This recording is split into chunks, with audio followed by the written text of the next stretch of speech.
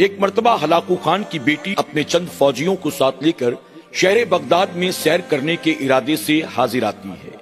अभी वो बगदाद की गलियों से बाजारों से गुजर रही थी कि उसे एक मकाम पर मुसलमानों की भीड़ नजर आती है।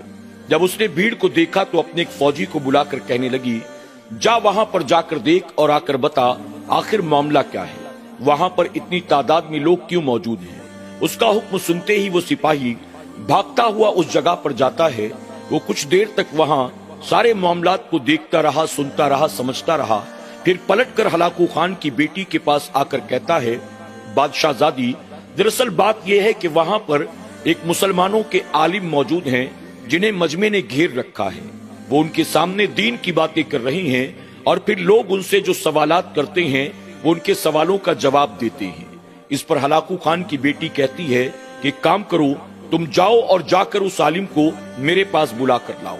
अब चंद फौजी जाते हैं और जाकर उस आलिम दीन से कहते हैं, हमारी बादशाहजादी ने यानी हलाकू खान की बेटी ने आपको याद किया है, आप चले हमारे साथ। हालांकि वो आलिम दीन लोगों के दरमियान बैठे दीन की बातें कर रहे थे। वो नहीं चाहते थे कि वो इस मजमे को छोड़कर यहाँ से जाएं और ना ही लोग चाहते थे कि महफिल को बर्खास्त किया जाए, लेकिन फिर भी वो जानते थे हलाकू खान की बेटी है, अगर हमने इनकार किया तो मुसलमानों पर जुल्म किया जाएगा। वो हलाकू खान की बेटी के पास आते हैं और आकर कहते हैं, बादशाहजादी बताओ मुझे क्यों याद किया गया। इस पर हलाकू खान की बेटी कहती है कि मुझे ताज्जुब है देखकर कि तुम अपने आप को मुसलमान कहते हो लेकिन तुम लोगों का अल्लाह पर ईमान नहीं है। इस पर वो आलिम दीन कहने लगे, ला हौल वला कुव्वता इल्ला बिल्लाह, तुमसे ये किसने कहा हमारा अल्लाह पर ईमान नहीं है। अरे अल्लाह पर ईमान ही की वजह से तो हम मुसलमान कहलाते हैं, फिर आखिर अल्लाह पर ईमान ना हो जिसका वो मुसलमान कैसा।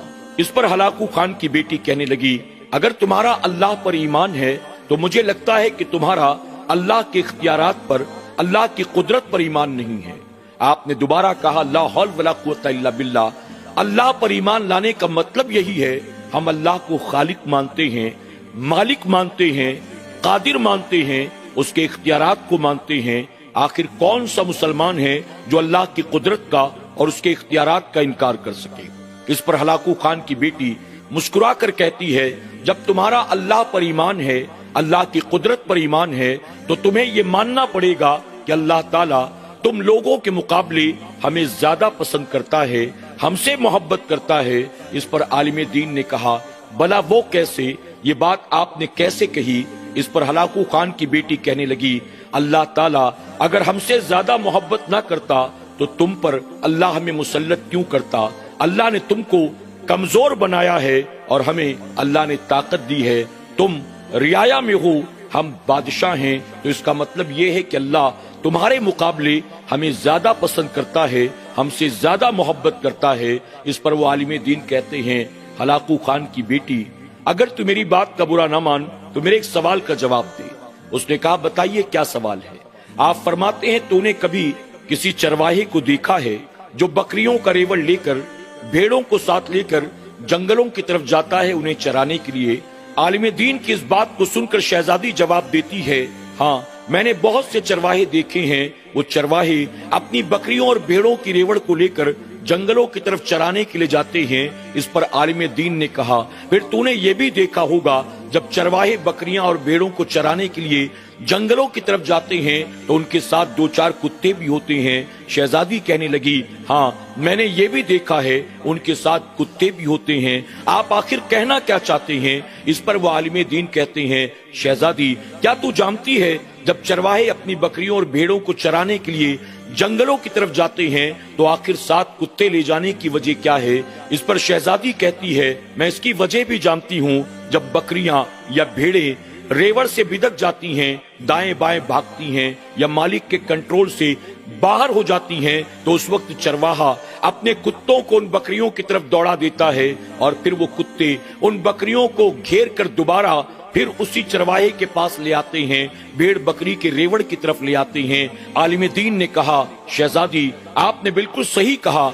एक चरवाहा अपने साथ अगर चंद कुत्तों को रखता है तो रखने की वजह सिर्फ यही है कि जब उसकी बकरियां या उसकी भेड़ें जब रेवड़ से बिदक जाएं, यहाँ वहां भागना शुरू कर दें और चरवाहे के कंट्रोल से باہر ہو جائیں تو وہ ان پر اپنے کتے مسلط کر دیتا ہے اور پھر کتے دوبارہ ان بکریوں کو بھیڑوں کو گھیر کر چرواہے کے پاس لے آتے ہیں، دوبارہ لا کر ریوڑ میں شامل کر دیتے ہیں۔ اس پر عالم دین کہتے ہیں شہزادی اب آپ مجھے یہ بتائیں اس چرواہے کے نزدیک بھیڑ بکریوں کی اہمیت زیادہ ہے یا ان کتوں کی اہمیت زیادہ ہے؟ اس پر شہزادی کہتی ہے اگرچہ وہ کتے اس چرواہے کے ہیں، بہت کام کے ہیں، لیکن اس کے باوجود چرواہے کے نزدیک کتوں سے کئی گنا زیادہ اہم بکریاں ہیں، بھیڑیں ہیں۔ اس پر وہ عالم دین کہتے ہیں شہزادی آپ نے بالکل صحیح سمجھا، بس اسی طرح سے اللہ تبارک و تعالیٰ کے نزدیک آپ لوگوں کی حیثیت سوائے ان کتوں سے زیادہ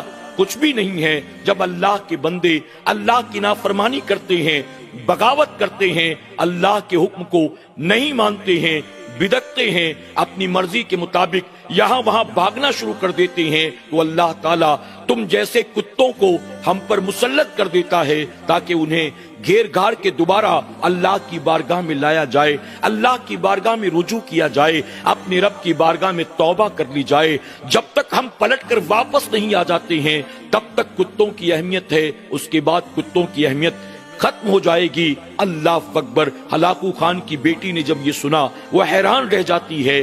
ناظرین اکرام واقعی عالم دین نے جو کہا وہ بالکل صحیح ہے۔ آپ موجودہ دور میں بھی دیکھیں تو معاملات یہی ہیں، جب مسلمان اللہ کی نافرمانی کرتا ہے، اللہ کے حکم کو نہیں مانتا ہے، اپنے نبی کے حکموں سے بغاوت کرتا ہے، تو اللہ تعالیٰ ایسی صورت میں ان پر ظالم حکمراں مسلط کر دیتا ہے۔ اور جب ظالم حکمراں ظلم کرتے ہیں تو بندے پھر پلٹ کر رب کی بارگاہ میں رجوع کرتے ہیں، توبہ کرتے ہیں، اپنے رب کو منانے کی کوشش کرتے ہیں۔ جب مصیبتیں آتی ہیں تو سجدے میں سر جھکا دیتے ہیں، دعا کے لیے ہاتھ اٹھا لیتے ہیں۔ اللہ ہمیں اور آپ کو اپنے رب کی اطاعت و فرما برداری میں اپنی زندگی کو گزارنے کی توفیق عطا فرمائے اور اپنے آپ کو ہر طرح کے گناہوں اور برائیوں سے بچانے کی توفیق عطا کرے۔